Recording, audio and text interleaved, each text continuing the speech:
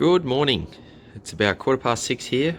We are cooking a brisket today in the Kamado Joe Big Joe. So I'm just going to show you here how we sort of set it up. I've taken out the heat deflectors and the grill grates, and we've got a bit of residual charcoal in there from the last cook. So I generally move that all around to the outsides, clean out any ash from the grill grate area. And then it's important to empty that ash pan there as well underneath. So I'm going to top this up with some charcoal, chuck in some firelighters, and then show you what it looks like from there. Okay guys, so I've topped it up here. Some premium lump charcoal in there. In this case it's clean heat premium. We've got a couple of fire starters in there. And as you can see, I've topped up the firebox pretty well. So KJ burns really efficiently when it's got a full firebox. Just adds to that insulation, less mass and an area that it needs to heat up. Got my smoking wood in there. In this case I've got a bit of Aussie oak Messmate at the front and some black Wattle at the back. A couple of great favourites of ours for using with beef.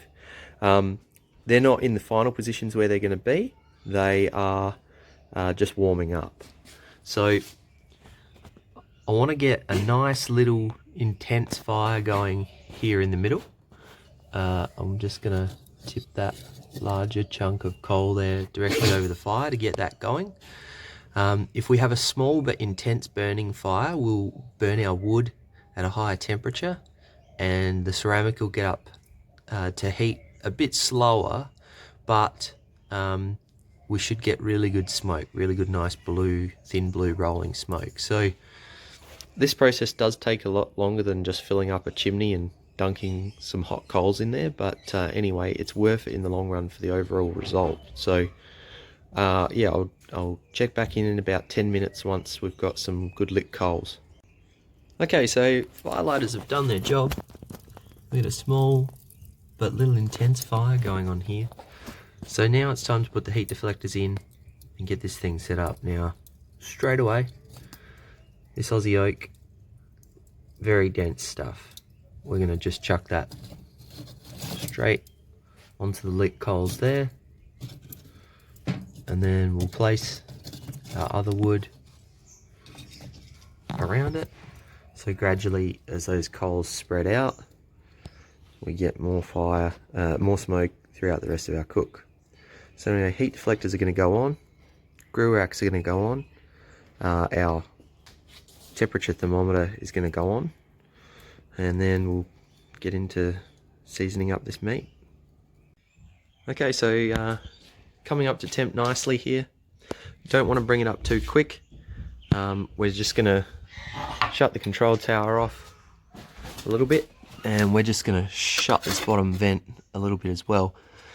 If we can bring this up to temp nice and slowly, it should stay there with minimal charcoal needing to burn to maintain that temp. So while we're waiting for that to come up to the final temp, we'll just start having a look at our meat.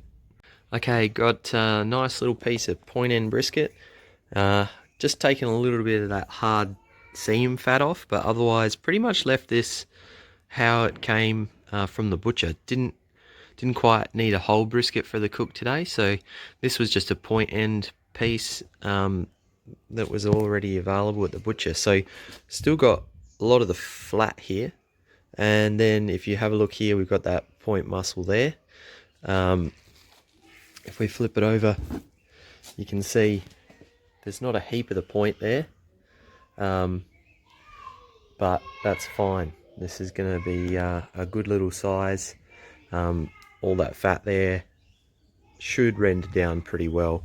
So going to treat this up with a couple of my favourite rubs, and we'll just let it sit there for a little bit longer while we're getting that cooker up to temp. Okay, so we've hit pretty close to our temp now. Just going to open up the KJ. Good smoke going there. See our well seasoned brisket. Just going to put this right in the middle. Okay, so we've got our brisket seasoned up. KJ's hit temp, so we've put it on. Got a temp probe at the back there. I'm gonna shut this lid. Shut that control tower down. Shut that down. Now, I think this is gonna go pretty smoothly. That'll rise back up in a sec. It's just that we've had the lid open. So now that we've got that set up nicely, going along nicely, I'm just gonna leave that for about 4 hours and not even open the lid. That's roughly how long it's going to take to get to 165 internal, which is about at the point where I'm going to wrap it. I always wrap my brisket in foil. Some people prefer to not do that, but I didn't really want to have to get up at 2 AM this morning, so we're going to wrap it and get the cook going along a bit quicker.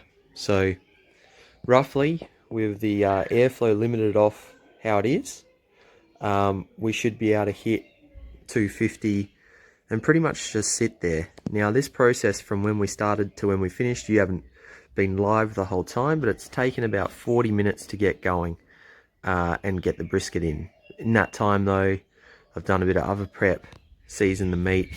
We haven't all just been, it hasn't all just been sitting around waiting for the KJ to light up.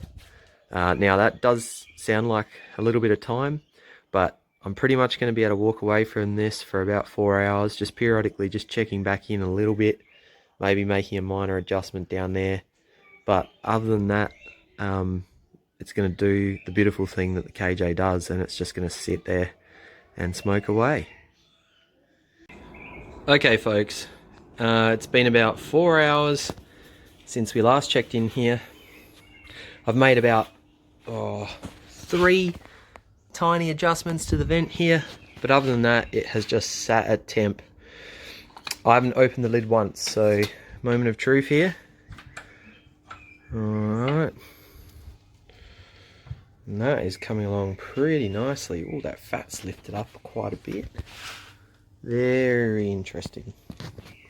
But very nice, smelling good. Now, let's have a little look here. We've got the thermopen. And yep, looking for about that 160, 170, somewhere in there, internal temp. And we've hit that. So I'm just going to wrap that now, and it's going to go back in for about another 2 to 3 hours. The KJ really does cook a bit quicker than a lot of other grills. And a lot of that's to do with the dome and the ceramic's ability to hold heat. So it's not that hot on the outside, but this inner ceramic area really holds a lot of heat and radiates so much heat around the entire surface area of the meat. So anyway, I'm going to get out my alfoil, go for a bit of a wrap attack, and then probably another 2.5 hours, and then we're going to let it rest. Okay, so another 3 hours on. I just had a little check, and we are looking pretty done here. So 2 ways to check if your brisket's done. Got the trusty thermopen here. So we're going to read the internal temperature first of all. So that 205, 210 Fahrenheit is where we're at. But also just if it probes with like no resistance. So I'm just going to stick this through the bottom part of the flat here, and that just goes in no problem at all. Might be a little bit overdone if we're talking comp, but we're talking home cooking. Everyone loves nice super tender brisket. So what I'm going to do is get that, pop it in my little esky here, and we're going to eat in about 3 hours. But that 3 hour rest is going to be beautiful. It's going to suck all that nice juice in there. We're going to leave it wrapped in foil, and yeah, it's going to come out fantastic. What I'm going to do is just close this right down, but not put it out, because I'm actually going to just leave it ticking over, and then in a couple of hours fire it up again, open it up so I don't have to go through that whole lighting process.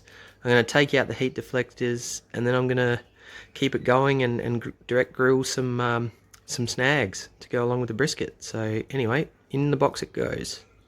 Okay, final little part of this video. I'm going to highlight one of the biggest problems with brisket, and that is when you cook a big brisket and you've got so many people around to eat it, you can't really take a good finished video. So here is my finished product. You can see just how tender this is. Over tender for comp, but amazing. Do the obligatory cut it with a spoon, but you know, at the end of the day, that's just Flavour Town right there. So hope you enjoyed this video. Can produce something a little bit more like a competition brisket in another video sometime soon. Cheers guys, bye.